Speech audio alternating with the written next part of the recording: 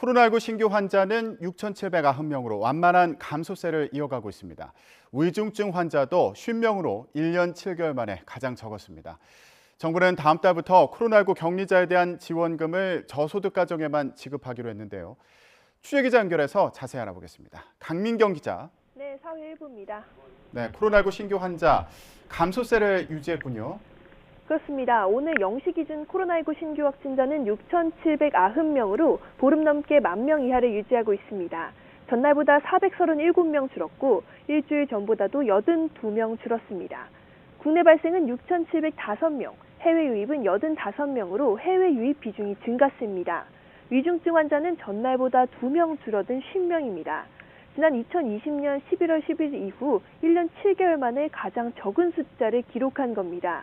사망자는 18명으로 누적 사망자는 24,516명입니다. 이에 따라 치명률은 0.13%로 유지되고 있습니다. 네, 이런 가운데 정부가 다음 달 11일부터 코로나19 확진자에 대한 각종 지원 규모를 축소하겠다고 밝혔다고요?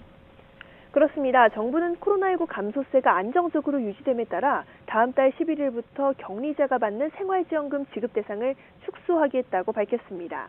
그동안은 소득과 관계없이 격리되면 1인 가구 기준으로 10만 원의 지원금을 줬는데요. 이제는 소득 하위 절반 이하 가구에만 지원금을 주기로 했습니다. 이에 따라 1인 가구 기준 한 달 소득이 약 233만 원 이하인 경우에만 지원금을 받을 수 있습니다. 유급 휴가비 지원도 축소됩니다. 원래는 모든 중소기업이 대상인데 이제는 종사자 30명 미만인 회사로만 지원 대상이 줄어듭니다. 그러나 정부는 중소기업 종사자 가운데 75% 이상에게 지원이 유지될 거라고 설명했습니다. 정부는 코로나19 재택치료자의 진료비도 환자가 일부 금액을 부담하도록 했습니다. 다만 정부는 입원 치료비와 값이 비싼 코로나19 먹는 치료비 등은 계속 전액 지원하겠다고 밝혔습니다.